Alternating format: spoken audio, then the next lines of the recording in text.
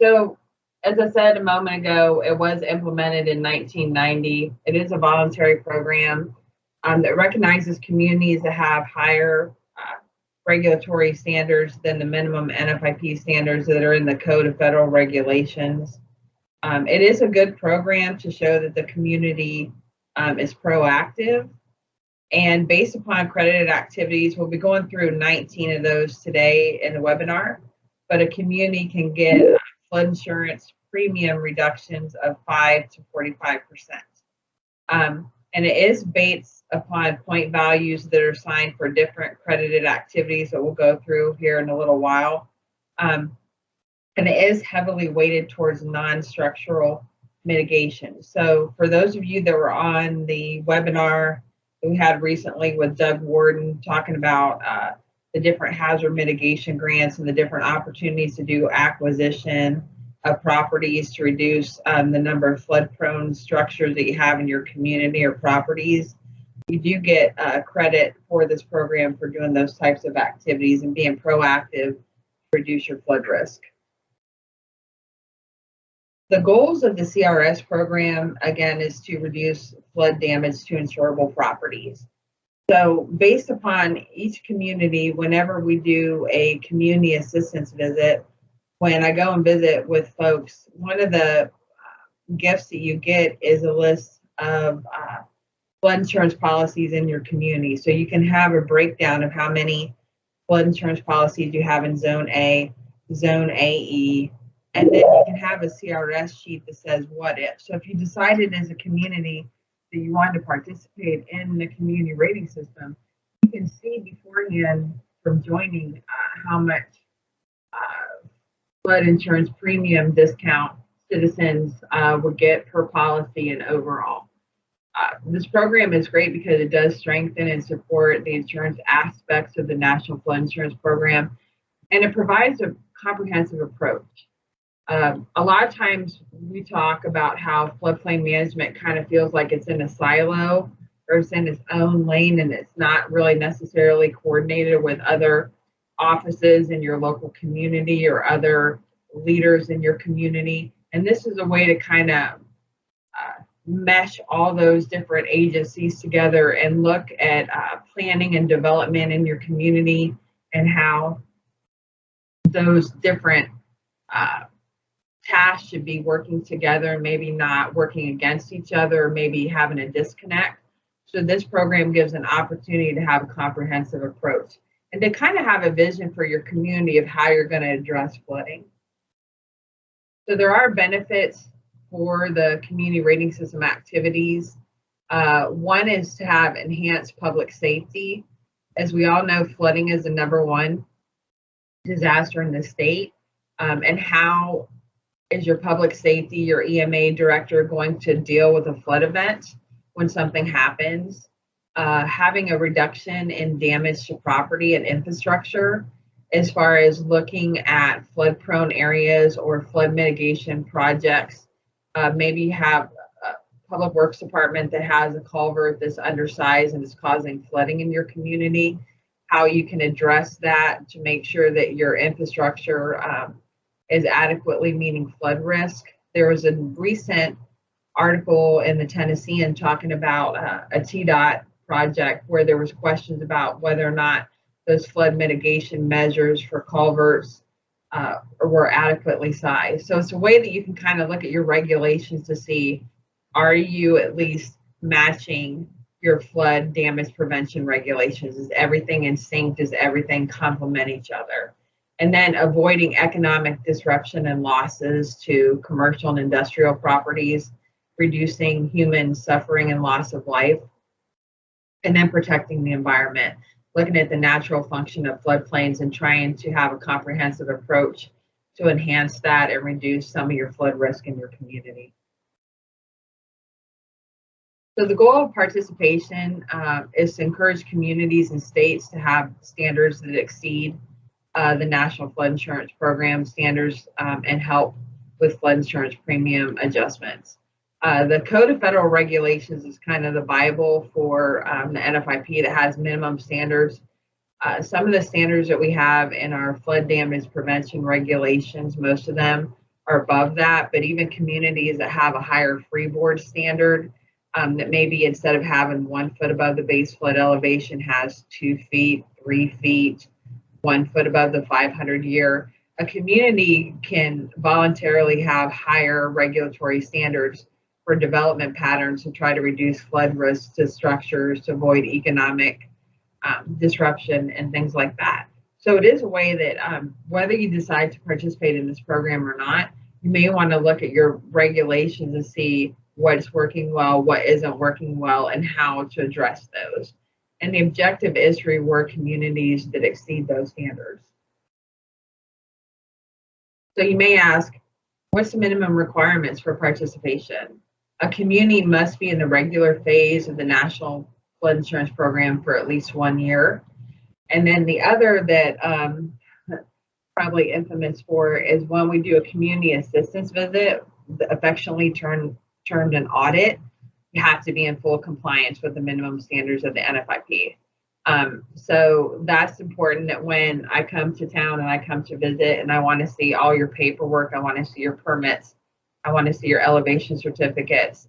If you've had any kind of development in a floodway or a stream, do you have an engineering analysis? Is it compliant? Is it complete? Those are some of the things that we look for whenever a community is thinking about joining the National Flood Insurance Program. So a community can participate at any time. So all they have to do is pass a community assistance visit. They're going to designate a CRS coordinator. It's sort of similar to being a floodplain administrator. You're the point of contact. So each year when there's a recertification of your accredited activities that you send in to the ISO, the insurance specialist, that person is in charge of making sure that all the I's are dotted, T's are crossed for documentation. And then the community CEO writes a letter requesting that the community join the community rating system. And they have to have at least 500 points to become a Class 9. We will go through all those credited activities that you guys can look at. And then there is a CRS quick check. It's a spreadsheet you can calculate. And the quick check has a list of credited activities, and the ones that are highlighted in yellow are the ones that are predominantly done throughout the country. So you do have to implement those activities on an annual basis, and then you have an annual recertification, and each year it's October 15th for Tennessee. The community responsibilities are really key. The number one, the carrot is to have a flood insurance premium discount, and the stick is to maintain elevation certificates, right? So a lot of times in Tennessee, when I go out and I visit communities, one of the biggest deficiencies that we see is elevation certificates are not reviewed for compliance. Some of them are just under construction. Some of them are blank. I've seen a lot of issues lately with them. It's a little bit alarming in my eyes. But one of the biggest responsibilities for this program is activity 310 is to maintain elevation certificates. So if you have, let's say, 5 or 10 a year, you have to have 90% or better accuracy. And so each year, whenever a community goes through a recertification, they have to send a list of development permits. They also have to send elevation certificates for new construction and for substantially improved. So you make sure, want to make sure that those are completed. Also, maintaining flood insurance rate maps. Making sure that you have the paper copies on file, and then being able to access that information through the digital flood insurance rate maps. Having a repetitive loss plan. I know some of you guys are going to fuss at me and say, hey, Amy, this is really difficult. FEMA did change the manner in which you can get a list for repetitive loss properties. You can do an ISAA agreement, or you can ask for your CEO for a routine use letter to be able to obtain that information. FEMA is still trying to figure out how they're going to process all those requests. So I know there's many of you on this call right now that are still waiting for that information, and there hasn't been any movement or any resolution on that task. I'll say that. As soon as I know, I will let y'all know. But trying to have a repetitive loss plan. If you know where there's properties that repetitively flood, and maybe you decide to do an acquisition project to purchase some of those homes to reduce flood risk and make it open space or make it a park. That's one thing you can do for your plan. And then maintaining flood insurance on all publicly owned buildings. That's something that's really key, because with the recent flood event that happened in Waverly in August, when you have public buildings, publicly owned buildings, and they're damaged by a flood event, you want to make sure that you have a flood insurance policy so that you can file a claim to get money for the structure and for the content so that you can rebuild. One thing that I would challenge everybody to do over the next year is, if you have a planning commission, or even if you just have board of aldermen members, maybe you don't necessarily have regulatory standards, but educate them on the National Flood Insurance Program. This program is very important. It affects a lot of lives when there's a flood event. The emotional and the financial toll that it takes on people is unreal. It's really sad. And so we need to do a better job of being the face of the National Flood Insurance Program and talking about floodplain management, talking about flood risk in a community and how you're going to mitigate those issues that you have in a community.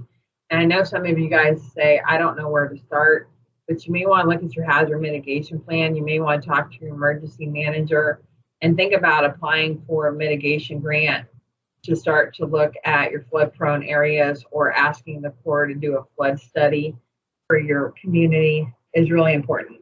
And then maintaining records. Whenever someone needs an elevation certificate or they have a question about floodplain issues, you want to make sure that you have those records that are easily attainable and that you're able to retrieve information requests. So that's really important, to maintain records.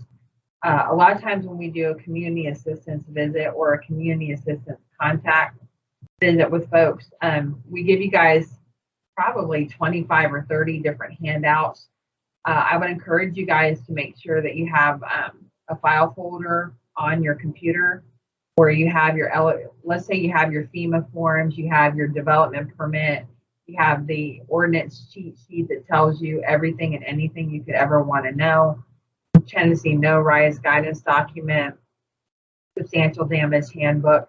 There's many items that you can have for floodplain management at your disposal. So you want to make sure that you have a good record keeping system and reference those documents when you need them. I think is really important, whether you're in this program or not, but you want to make sure that you have good record keeping no matter what you do. So we have our beautiful FEMA elevation certificate on the left here. And one of the biggest responsibilities is making sure that you maintain and review them for compliance. As I said earlier, it is for new and substantially improved construction after the date of application for CRS. So you're going to want to have 90% or better. This is a great opportunity if you have local surveyors that you work with. If you see some of them that have the same deficiency over and over again, there's no shame in kind of writing them an email and saying that you reviewed something for, let's say, 219 Walnut Street, and you say, hey, you know, you keep marking the firm for the source for base flood elevation information, but you should be using the FIS profile, and send them an FIS profile worksheet example would be really good. And then for those of you that may be new to the National Flood Insurance Program, a repetitive loss plan is communities with 10 or more repetitive loss properties must implement a plan. And a repetitive loss is 2 or more losses within the last 10 years that exceed $1,000. So it's good to think about that. The crediting process, as we stated earlier, if a community passes a community assistance visit, It has all their I's dotted and T's crossed. They submit an application to FEMA. FEMA will verify those accredited activities that are listed and do a verification visit. And then once the community is in the community rating system, each year there is a recertification that is required every October 15th. Communities are required. They get a letter from the ISO specialist that details what accredited activities the community does. The more you have, the more you're going to submit. Like if you're Knoxville and you're a class 6, whereas if you're a class 9, you don't necessarily have as much to submit. But you want to make sure that when you have accredited activities that you send that documentation back to the ISO specialist so that it's clear and concise, and that they're not trying to figure out where information is, that you have it clearly marked and identified. If a community decides that they want to have additional credit for activities, they can send in a letter to the ISO specialist asking for a modification. So let's say, for instance, that you have 500 accredited points for a class 9, and you want to go to 1,000 points in a class 8. You can send a letter to ask that you have additional activities and things that you're doing in your local community to modify.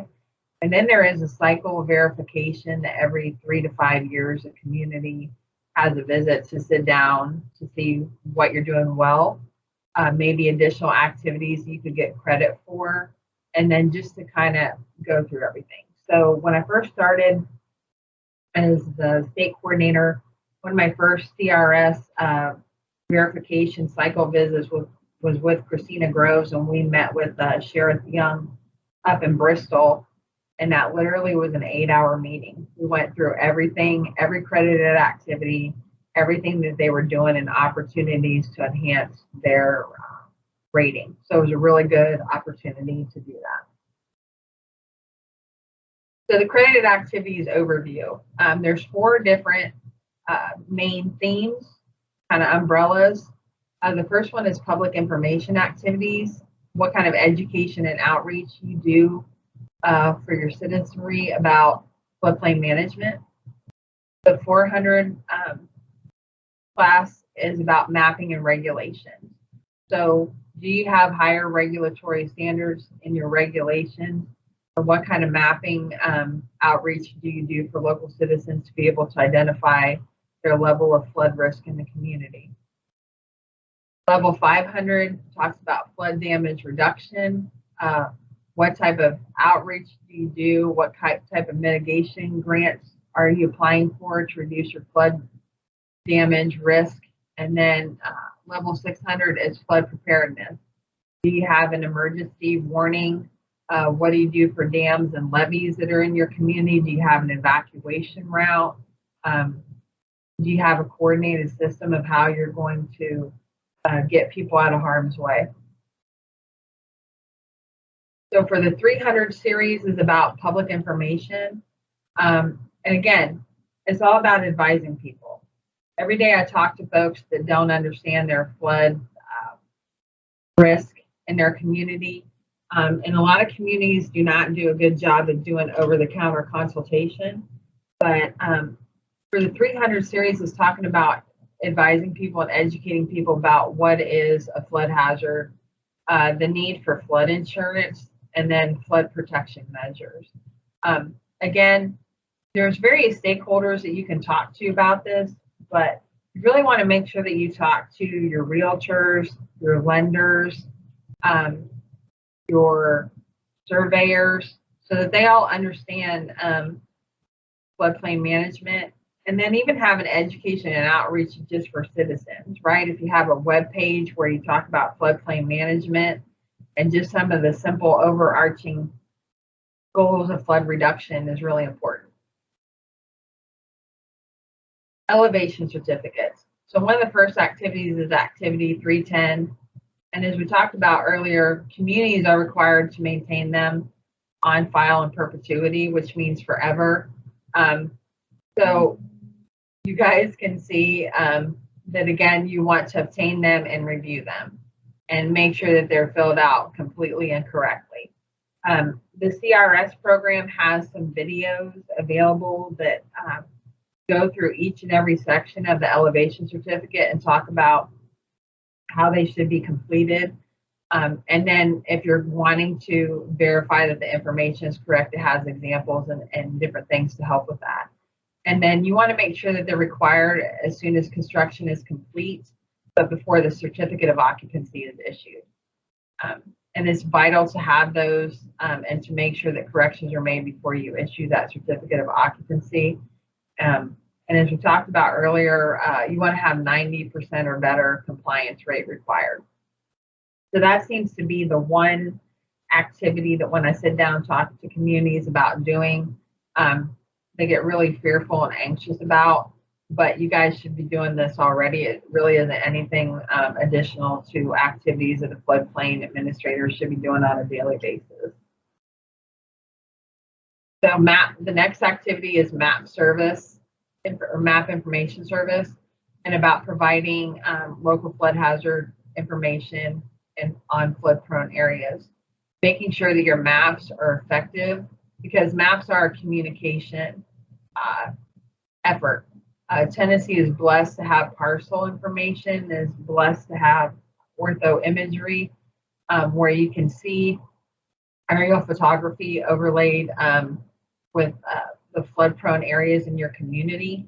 So again, residents and business owners need to be aware of the flood risk in their area. If you have a potential buyer that's going to be buying a piece of property, being able to talk to them, because one of the worst things in the world is to get a phone call from someone that bought a piece of property and had no idea it was in the floodplain and doesn't necessarily understand the impact of that, or if they're doing development in a floodway. So again, you want to make sure that you have information available. I saw Rob Ely popped on the call. He's a GIS guru, does a great job for Mount Juliet of having a GIS layer that has all the information available.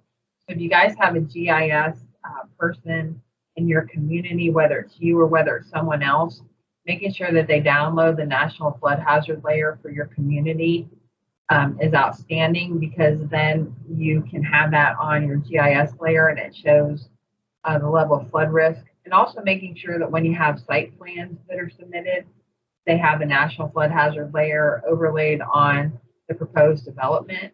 It makes it easier for everyone to see where existing and proposed development is going to be and if it's in the floodplain or not. So again, and making sure your development regulations complement your mapping and property protection methods. So this is just kind of an outreach example that was done for a community, just talking about their mapping. And if you needed information, you can see that little blue line there that has their mapping that's online. So again, if you have a website, you may want to highlight the fact that if your local community has GIS available and it has floodplain information, that you have that online, so that folks, whether they come to your planning or whether they come to your development services or your codes administration, that everybody can see that. Outreach projects, I think, are really critical, because it provides the public with information to reduce flood damage and encourage flood insurance coverage.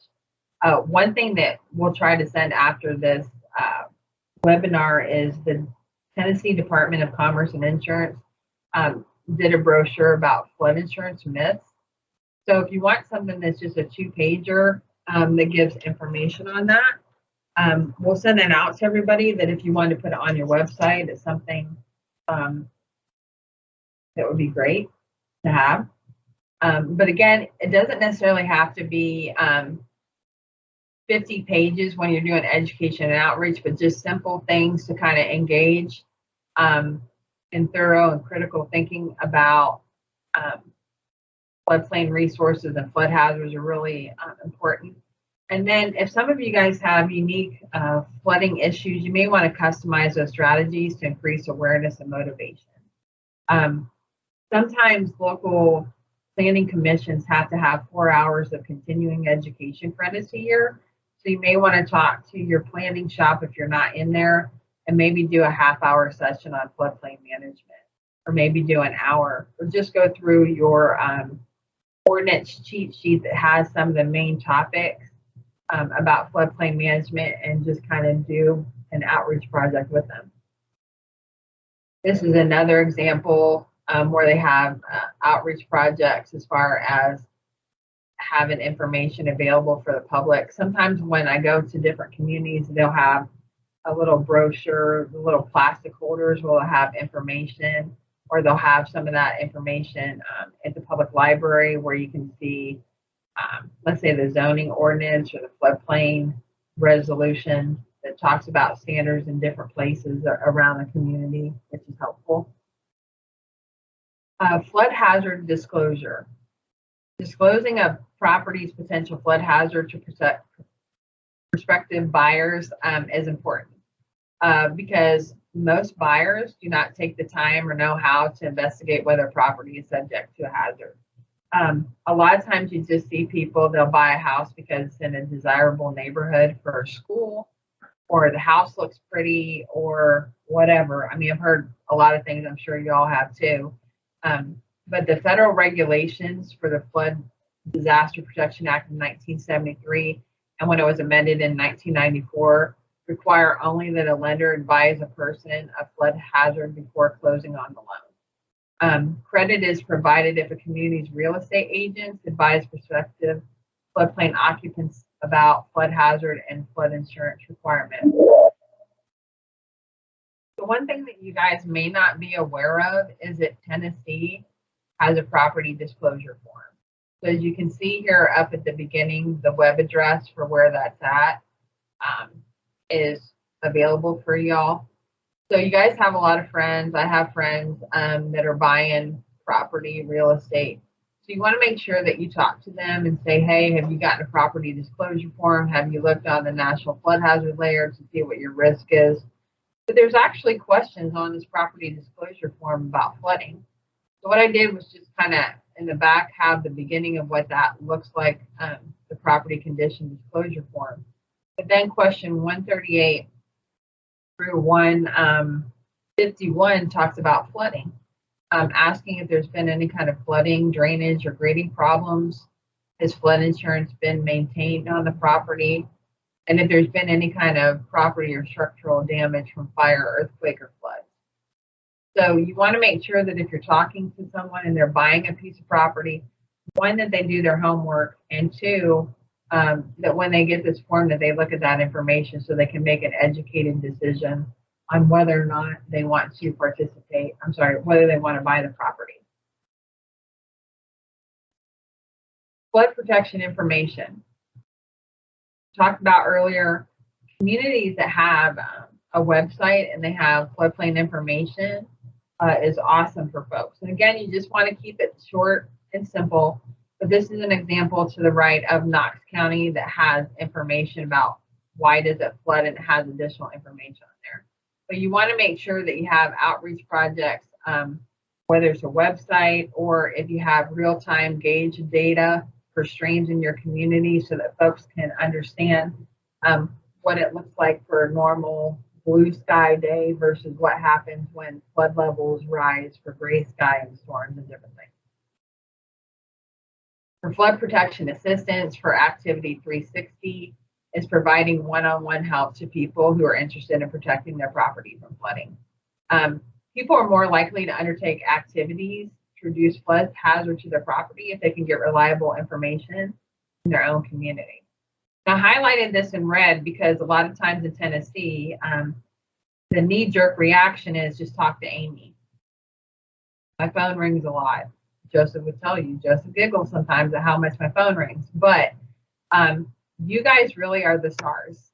You guys are the ones that when someone goes to a concert to see someone sing, they want to see the singer, not the backup dancers, right? So you want to make sure that you guys provide reliable information to people in your community. Again, you guys are the stars of the show, and being educated on floodplain management can make you shine even more than what you already do. So having localized information and advice is good. A lot of the calls I've been getting lately is about drainage problems. So One thing that you may want to do if you're a floodplain administrator is talk to your public works department. If you're brand new, do they have a program to go out and clean storm drains? Do they not? And even trying to talk about retrofitting existing buildings to reduce flood risk, and then properly locating and building new structures. So property owners are much more likely to implement appropriate mitigation measures if they have financial support for doing so. This is a good point because if someone wants to try to mitigate their property, whether it be through acquisition, demolition, relocation, a lot of people are on a fixed income. Everybody's on a fixed income, and they may not have the financial support to do so. So if a community has a hazard mitigation plan and they have eligible activities and they're able to be proactive and apply for mitigation grants, that really helps property owners, and it can kind of kickstart a movement in a community to do hazard mitigation projects and reduce flood risk. The next activity is flood insurance promotion, activity 370. And this is to improve flood insurance coverage in the community. As we've seen with the Waverly flooding recently, folks that have a flood insurance policy are able to rebuild and recover faster and return to normal faster than people without. When we look at the policy base for Tennessee, last time I looked, we only have 27,500 flood insurance policies. And they estimate that about 270 folks live in floodplain areas. So even if you did the math and maybe rounded a little bit, that's about 10%. So most people are not covered for a flood event.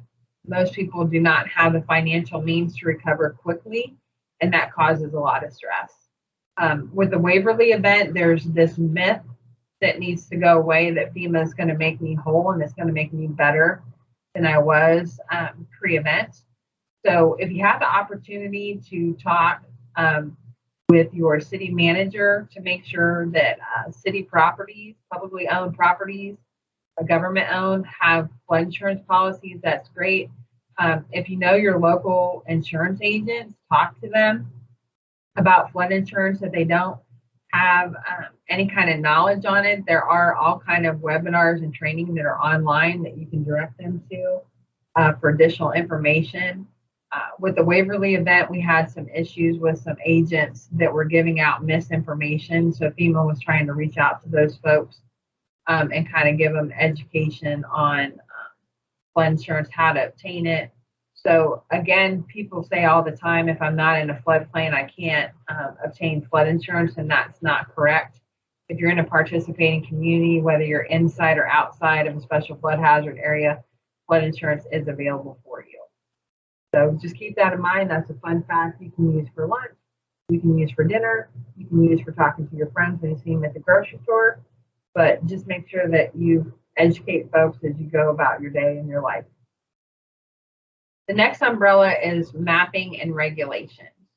So the CRS provides credit to communities that enact and enforce regulations that exceed the standards.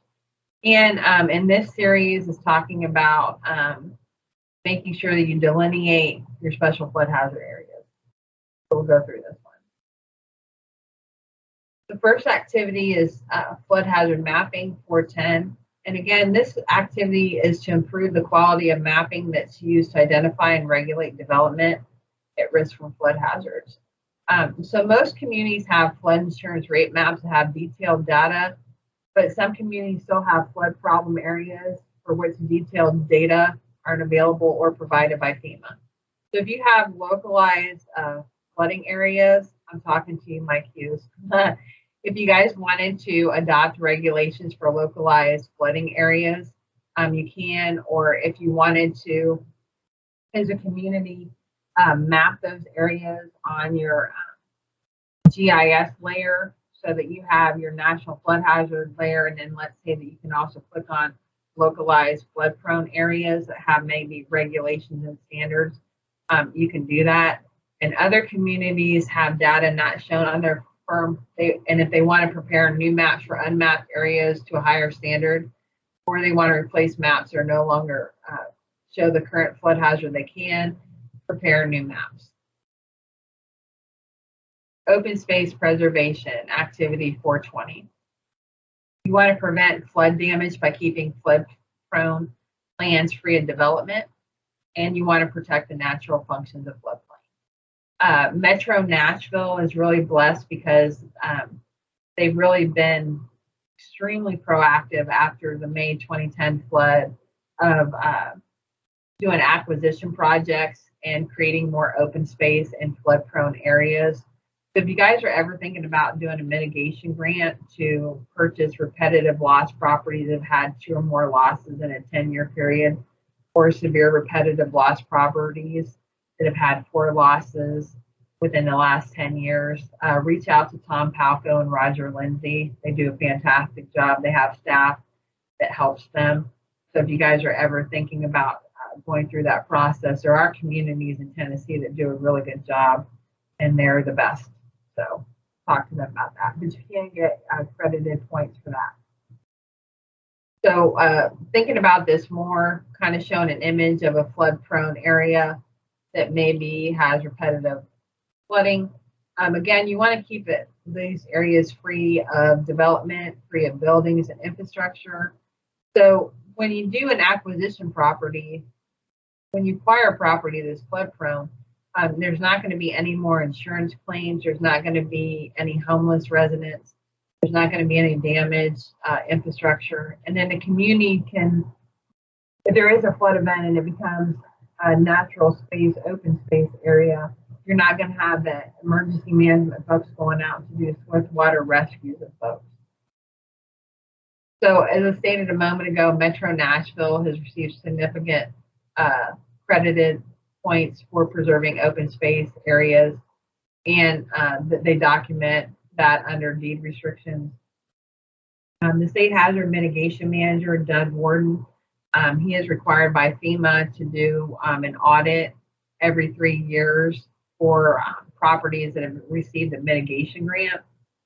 And so for this upcoming year, I believe they're going to be doing West Tennessee and reaching out to all the communities to make sure that if a property was acquired through a mitigation grant, that it's still open space and that there's still a deed restriction on that property. So you want to make sure if you participate in the community rating system and you get credited points for this activity, that you have the documentation with the deed restriction.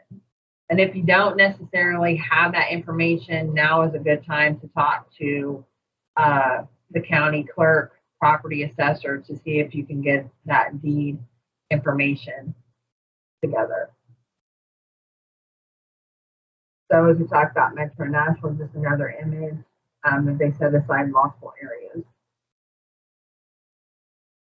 The next credited activity is higher regulatory standards, is activity 430. The purpose of this activity is to credit regulations to protect existing and future development and natural floodplain functions that exceed the minimum requirements of the NFIP. So as you can see here on the right-hand side, this is a picture of our beautiful flood damage prevention regulations. If you have higher regulatory standards, you will get credited points for that activity. And again, you know, if I'm over in Knoxville or Knox County, I have a 1-foot freeboard above the 500 year. If I'm in Metro Nashville, they have a 4-foot freeboard above the base flood elevation. So communities can kind of create higher regulatory standards based upon how they want to address flooding, how they want to reduce flood risk in their community. Or let's say if I'm Metro Nashville, I know that they have different kind of buffers based upon the type of stream. So there are other communities in Tennessee that have higher regulatory standards. And if you have questions, you're thinking about joining the community rating system, you can always talk to them about that and get examples.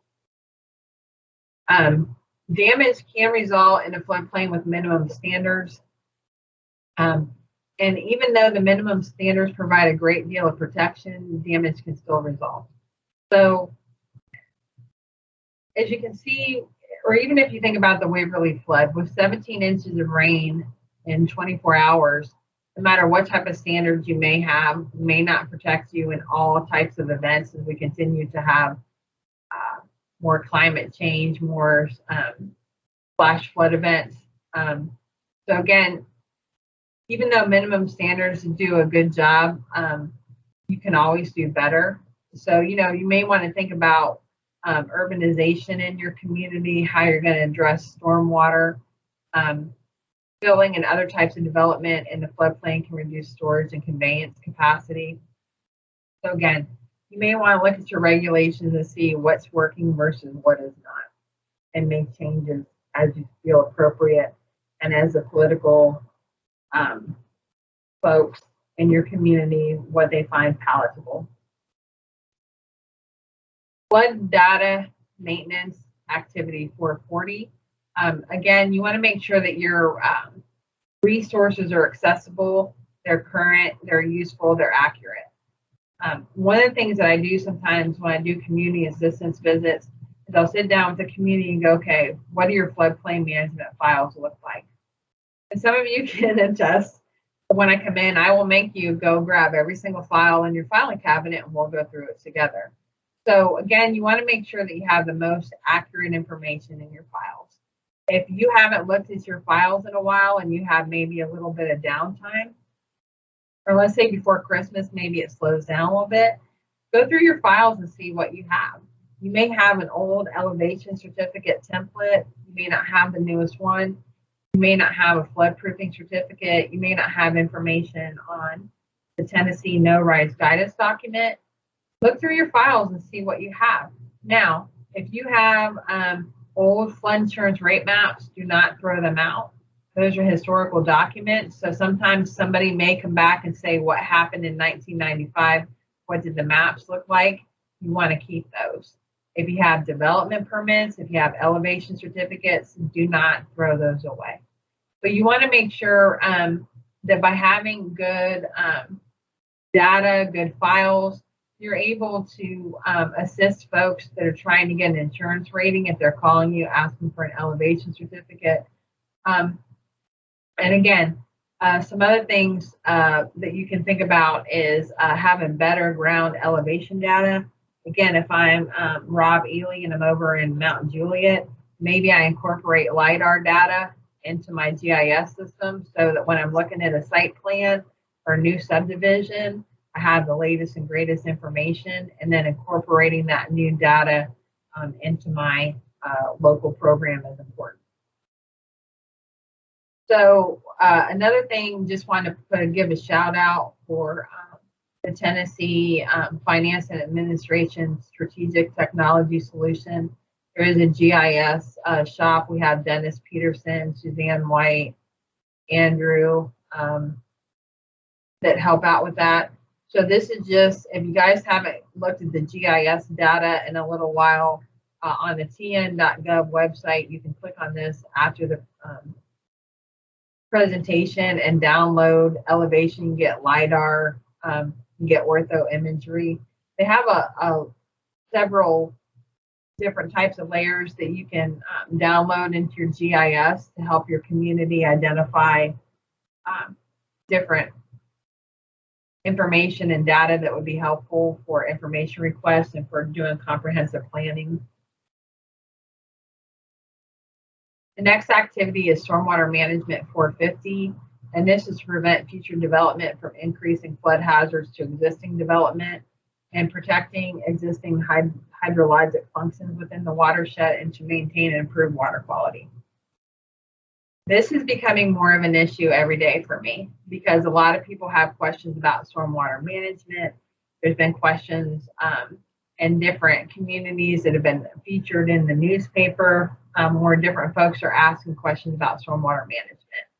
We have 104 communities in Tennessee that are either phase 1 or phase 2 MS4. And depending upon whether your community is in that or not, that's an issue that needs to be looked at, as I spoke about earlier this morning.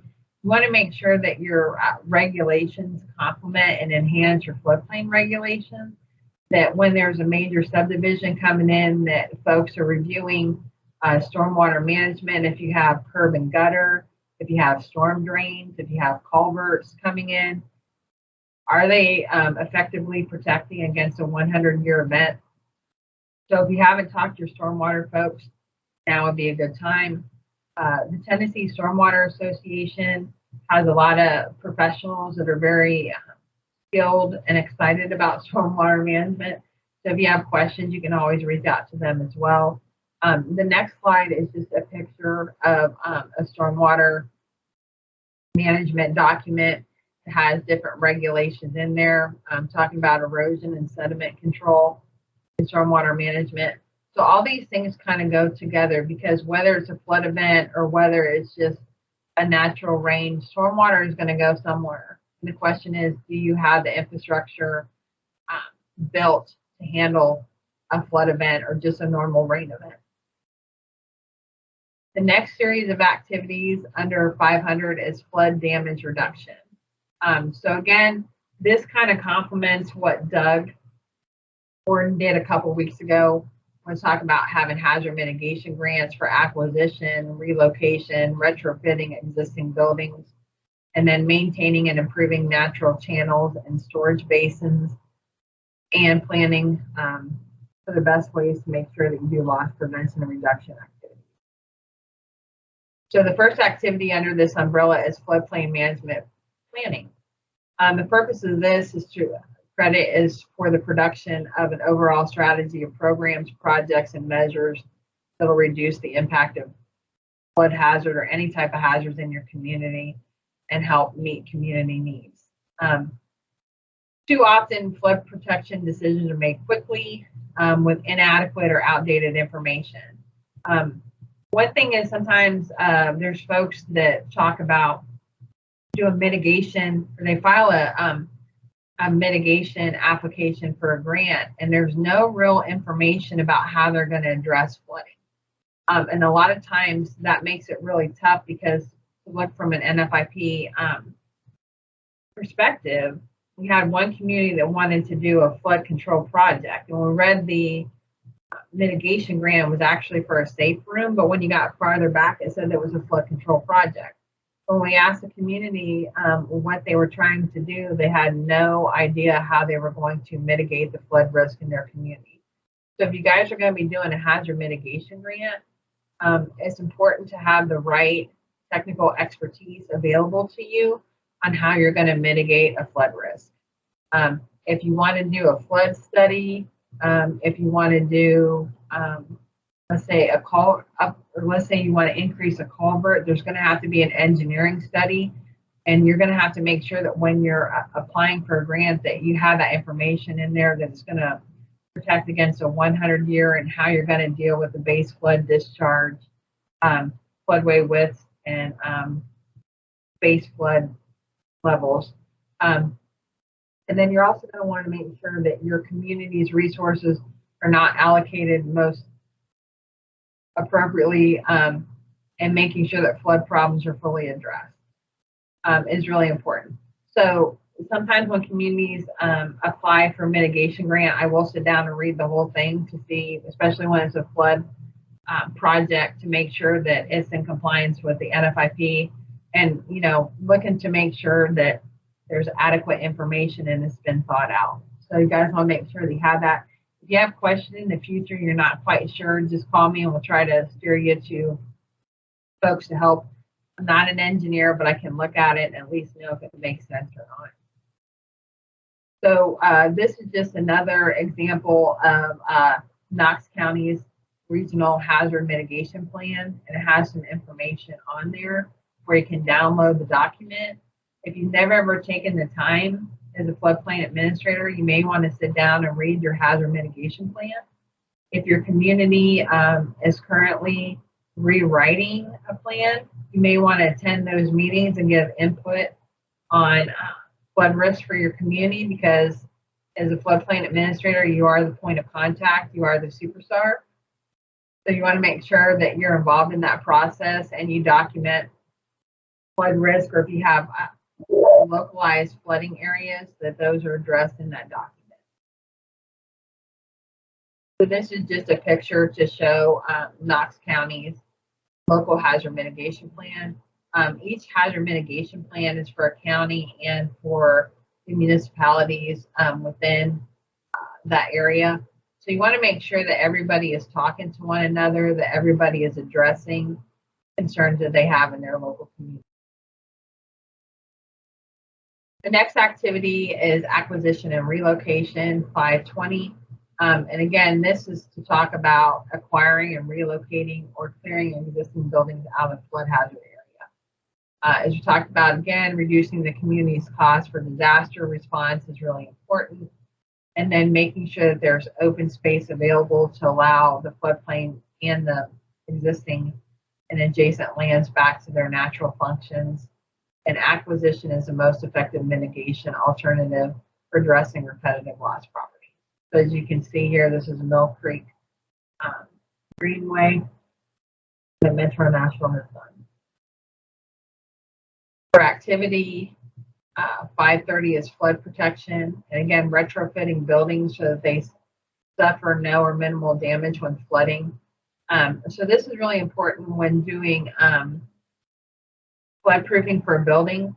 There is a floodproofing certificate that has to be done by a licensed Tennessee engineer. And again, you want to make sure that when you get those documents that you sit down and read to see how they're addressing the hydrostatic and hydrodynamic forces on a building.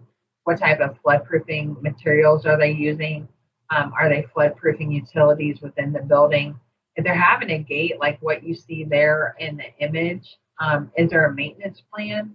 Because the last thing in the world you want to do is wait until there's a flood event and then people are fussing and cussing because they can't get the gate to fit properly. So they should, you know, every year, most of us are in an office building, or when you guys go in an office building, every year there's a fire drill. There should be, you know, a flood protection drill if you have those type of mechanisms in your building to make sure that they work and that you have someone that's the head person and you have a backup. So if there's a flood event and somebody's on vacation, that someone can easily fit into that role and take over and make sure that they take care of business and make sure that they protect the building. So CRS does have that if it's being retrofitted with certain types of control structures, that they protect the building to at least a 25-year flood level. My recommendation would try to go to the 100-year if possible. So the next credited activity is drainage system maintenance, which is 540. And again, this is to ensure that the community keeps drain channels, storage basins clear of debris so that their flood carrying and storage capacity is maintained. I get a lot of calls on this. There's a lot of citizens that are in a community and they don't know who to call. So they call me saying, hey, my drainage basin is clogged. Who do I call? Or they call the local community and nobody, or let's say that they don't have the funds to clean out those basins. But you want to make sure that if you have floodplain outreach, that you have information on there. If it's a public works department, if there's a phone number that folks can call for these types of issues, because if they are clogged and it's flooding someone's backyard and it gets into their home, that can be really detrimental. So again, as I talked about, does a community have an active maintenance program for their constructed facilities? And then what's the policy for major subdivisions? Sometimes, you know, maybe there's a homeowners association where they're in charge of cleaning that out. You want to make sure that you have that documentation available. You know, like let's say if they said it was Riverbend Farms or something, where it's a major subdivision, that you know where that policy is at. And if it is a major subdivision, having that information as part of the application package before you sign off on it is really important. The next one is, the next umbrella is level 600 for warning and response. And this really focuses on emergency warnings and response. Because again, when you're having an event in your community, whether it's a wildfire, whether it's a tornado, whether it's a flood, you want to make sure that you have adequate notification with a plan on how to respond to save lives and minimize property damage. You want to make sure that you have a coordinated emergency management function with staff in your local community, and making sure that you implement public information to those folks. If you guys were ever to come over and visit me where I live, there's a warning siren that's not too far from me. So whenever there's a tornado warning, the siren goes off. And I think once a month on a Saturday, they have a test. About noon time, I can hear it go off for about 30 seconds and then it stops. So for this flood warning and response for 610 focuses on the community's emergency management actions and plans and efforts coordinated through the community's emergency manager. Again, if you're the floodplain administrator and you're not the emergency manager, you want to become friends with them and talk to them about their plans and if there's a flood event, what that looks like. Because a lot of times when there's an emergency, a flood event, everybody thinks about response, but there's not maybe as much given to recovery and making sure that everybody understands after a flood event that you do have to go out and do damage assessments. FEMA will not go out and do them for you. TEMA may do just some cursory assessments to try to figure out what's public assistance and individual assistance if certain metrics are met to get presidentially declared disaster, but that does not fall under NFIP regulations because the local floodplain administrator is supposed to go out and do damage assessment. So if Larry Lescure was on this call, he would tell you that after the flood event, he's been going out and doing over 200 damage assessments for structures, documenting whether it's substantially damaged or not, keeping all those letters on file, mailing out letters to folks, taping letters on properties, because sometimes after a flood event, you have folks that come in and buy those properties because they're cheap, but they don't necessarily understand that if the structure has been substantially damaged, how much money it's going to take to bring that structure up into compliance. And then making sure that you have timely identification of impending flood threats, disseminating those warnings, and then making sure you try to reduce the threat to loss of life and property. The next credited activity is levies, activity 620, and it focuses on a community's emergency management plans and actions, and then making sure that communities inspect and maintain levies. Now, some communities may have a levy in their community, and the community is responsible for doing maintenance and doing annual inspections. Sometimes that goes over really well, sometimes it does not. And again, if you're doing inspections, you may want to look at it or hire an engineer from time to time to make sure that it's accredited to protect against a 1% annual chance of flooding. And you also want to have a plan, even if the levy is fine, it's great, it meets those standards. If something were to ever happen and it were to breach, how are you going to coordinate emergency response activities in the event of a breach, and how are you going to get people out of harm's way? So if you have a levy in your community, whether it's public or even if it's private, talking to those property owners, make sure that they're doing inspections and keeping those facilities maintained. The next activity is dams. Activity 630 is talking about dam safety information to encourage communities to provide timely identification and to plan what would happen if the dam failed, right? And disseminating warnings to those who may be affected and having an emergency response and route signage available so that folks know how to get out of Dodge if something, God forbid, like that were to happen. There is a dam safety program, and that is through TDEC, Division of Water Resources, and the field offices for your state agency if you guys have questions on that. So the fun part of this is to talk about CRS class rankings and insurance discounts.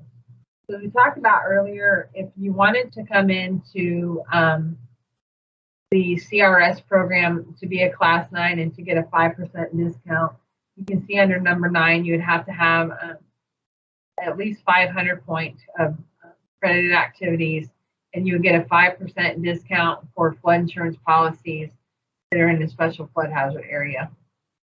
And then as you can see, as you go, work your way on up based upon how many points you get. If you get 1,000 points, you get a 10% discount. If you get 1,500, you get 15%. 2,000 points, you get 20%. Excuse me, so on and so forth. So you can see that.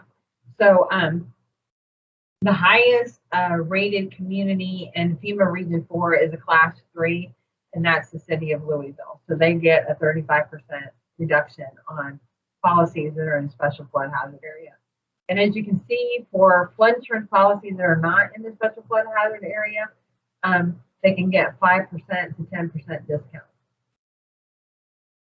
So we have our superstars here in Tennessee. We have 13 participating communities.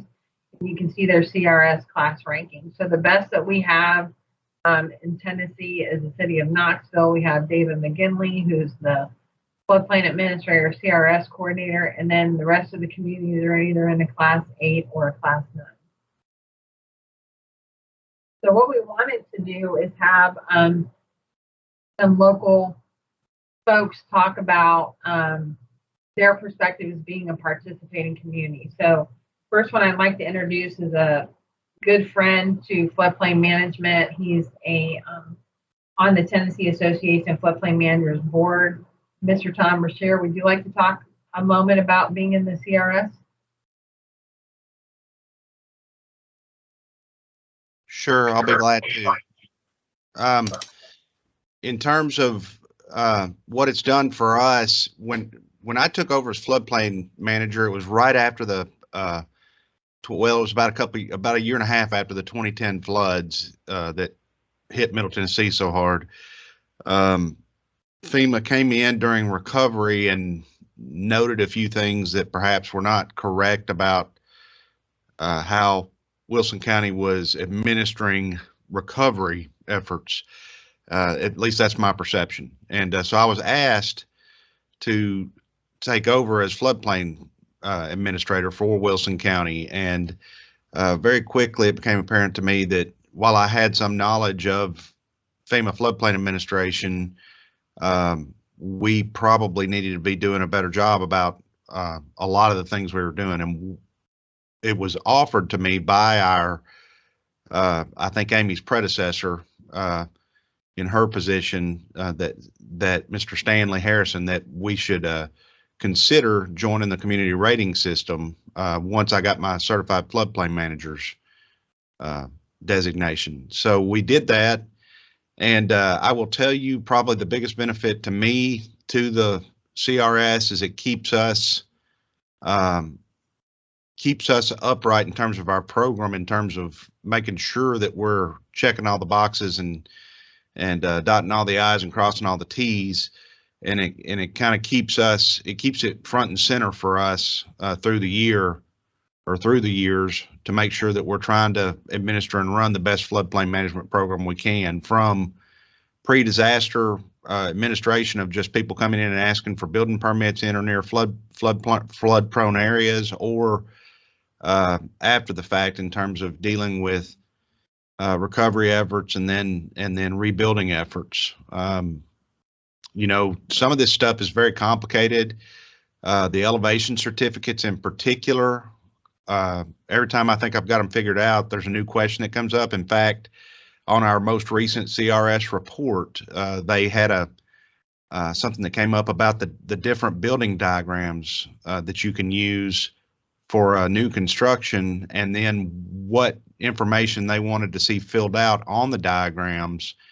And some of it, while it still doesn't make sense to me, I'm learning about it as we go. And I think it's done a very good job of making sure that we get consistent responses on our elevation certificates. The outreach aspect of it has really helped too, because it's gotten many of my local surveyors involved in the flood management process more so than they were prior.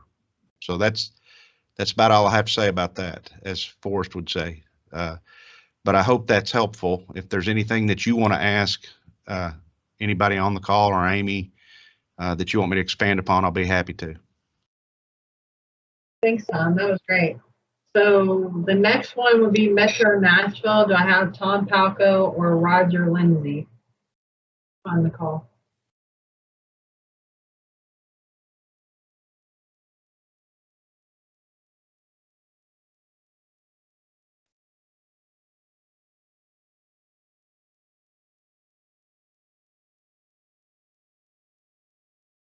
Mr. Packle must be in the midst of his nap.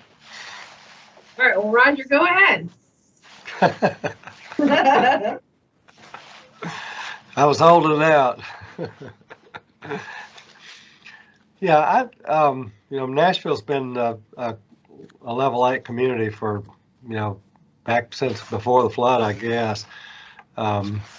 It's an important part, I think, of what we do, and we aspire to be better than that. We look to our state leader, the city of Knoxville, and David.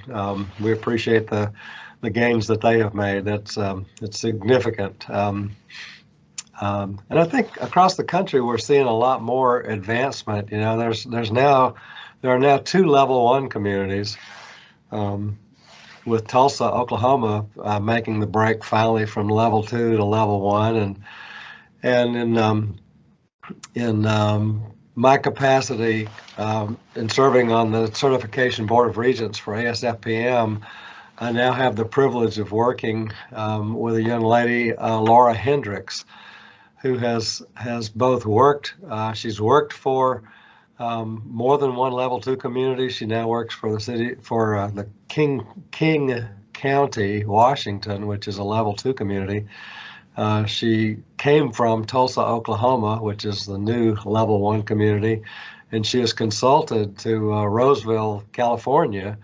And so I'm looking forward to having more discussions with Laura. We serve together on a board now, and I've had some preliminary discussions with her, and I hope to kind of lean on the success of others to look for ways to advance our standing in the CRS. Great, thank you. Appreciate that. David McGinley. When I started with the city of Knoxville almost 25 years ago, I had no idea that I was the floodplain administrator. I got a phone call from FEMA, and they said, "Hey, we're coming in to do a cab visit, and we need to sit down with you." And I said, "Well, why do you need to talk to me?" And they said, "Well, you're the floodplain administrator." I said, "Well, I didn't know that." And they said, "Well, you need to talk to your supervisor." So got to digging around, found out that I was the floodplain administrator, and for a long time we tried to just do what we needed to stay in the program. About 8 years ago, I started looking through our ordinance and looking through the coordinator's manual, and saw that there was a whole lot of things that we were doing, but we just didn't get credit for it because we didn't have the documentation for it. Our GIS system and all of our GIS folks are awesome. I never could have gotten anywhere near the ratings that we've gotten without them. They produced map after map after map, and they just continued to help me document things that we had to do that I never could have done without them. One of the things that I'm probably the most proud of is that we made our advancement from a level 9 to a 6 without any new regulations and without spending any money, additional money that we normally would have, other than we hired Cindy to do the hazard mitigation plan that Amy talked about there earlier, in conjunction with Farragut and Knox County.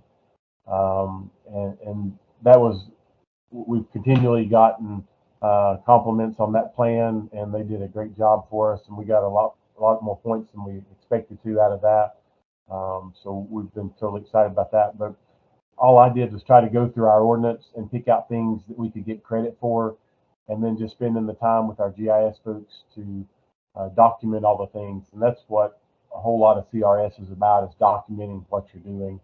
And I would certainly encourage anybody to give me a call, or Roger or Tom or Amy, and we'd all be more than happy to try to help you with any of the things that you're working towards. Obviously, more resiliency is the goal of everybody. So appreciate Amy and all the hard work that she does, and for giving us the opportunity to speak right here. Thank you. That was sweet. Okay, so I just want to give you guys one other community I saw on the call today. Ken from Cookville. Mr. Young, would you like to have a few words about your community's participation in CRS?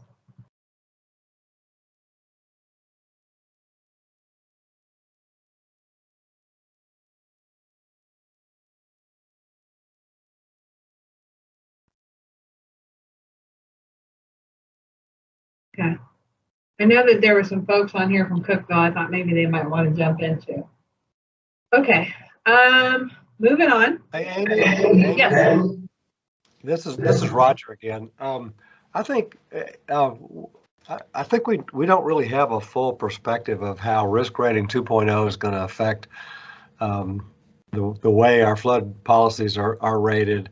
I know, that there's a great effort on the part of FEMA to make the National Flood Insurance Program fiscally responsible, to pay for itself, if you will, and that they like to talk when they describe risk rating 2.0, they like to describe the number of policies they think will have lowered premiums, but in a big reality, if the program is $26 billion in the red, then somebody's got to pay more. And so being, at an elevated status of CRS, the higher the level, the better the level, the more savings accrue to the rate payers. And if a community is looking at having some number of policies become more expensive in order to keep things affordable for the residents to provide that protection that is so critical, then it needs to be affordable to people, and a community can do a lot as we advance our way to higher levels of CRS to keep that product affordable for our residents. That's an excellent point. I would agree with that, because right now, folks that are getting new flood insurance policies are getting rated under risk rating 2.0. In April, the folks that have the existing flood insurance policies will see, predominantly in Tennessee, I think 80% of the policies are going to see some sort of increase between $5 and $40 per month. So you guys are probably going to get phone calls, and I'm probably going to get even more phone calls about it. So this program is a way that you can kind of help some of the folks in your community that are going to feel the pinch of having one more thing cost more, that we've all been feeling lately. So it is a way for you guys to be proactive. It is a way for your local elected officials to do an activity that would create goodwill amongst the citizens. It is a great program to talk about floodplain management, because there's different organizations that are coming into being. They're talking about flooding and wanting to have the state be more proactive when it comes to floodplain management. So this is a way that you guys could enhance it, because I've been here, in April will be 8 years, and I've never had a community join the CRS. Every year I ask Santa for a horse, and every year I ask for a community to get in CRS, and I ask for a no-rise certification, and I haven't gotten any, right? Even though I've been a good girl every year. Hey, Amy. Yes. Amy, along those, this is Tom Brashear, and along those lines, I would say that with the state model ordinance exceeding the federal regulation minimums, right off the bat, if you apply, you get points. So, and I'm sorry about the phone ring, and I can't do anything about that, but you're going to get some points to credit towards getting a CRS designation that will result in at least 5% reductions in most cases for your floodplain policyholders in your community. And that's kind of a feather in the cap for your elected officials to ride on. But the other aspect of that is with some of the community outreach stuff that it asks you to do, you should probably be doing that anyways. And all of us have, most of us at least, have other responsibilities than being floodplain manager. And it's easy to kind of put all that stuff on the shelf and forget about it. The thing I like about the CRS is it reminds me each year to make sure I'm updating and renewing my public outreach measures. And I'm going on the radio when I have opportunities to talk to the media. I'm trying to take some part of it and talk a little bit about floodplain issues or floodplain management, or things like that. So I think the CRS program offers a lot to people, and it's not very hard for you to get credit if you'll just apply. 100% agree with everything you said. Again, I think if most communities could just go in and as a class 9 and get a little bit of a reduction, I don't think it would be that much added work than what you're already doing. The thing that seems to scare people is the elevation certificates, about having those being correct, but that is something you should be doing already. And I know when I say that, that probably makes some of you guys bristle, but you guys should be doing that. Because it would make my life a little bit easier if we had more communities that would review their elevation certificates for completeness and compliance. Because then when Joseph and I are sitting here writing 14 pages of notes for a CAV finding based upon all the elevation certificates that have errors, it would help a little bit. So I agree with Tom's statements. I think a lot of you guys are already doing a lot of these activities, and I think if you wanted to kind of enhance your floodplain management program, you should consider joining. And if you want to join or thinking about it and you just want me to come in and do an audit and see where you're at, where you need to be, and kind of talk about it some more, let me know. There is the next slide here has CRS resources. You can go to crsresources.org and it has more information about the different credited activities. I believe it's about a 600-page manual. So if you think this training was long today, imagine sitting and reading every single thing for credited activities. But I tried to just kind of hit the high points and just do it simplistically so that no one would get burdened by it or anxious about it. So there is more information. And then the next slide has reference earlier about the application quick check. You can download that quick check and see all the different activities and see those that are highlighted in yellow that are done predominantly throughout the United States. You guys can see if you're doing some of those activities.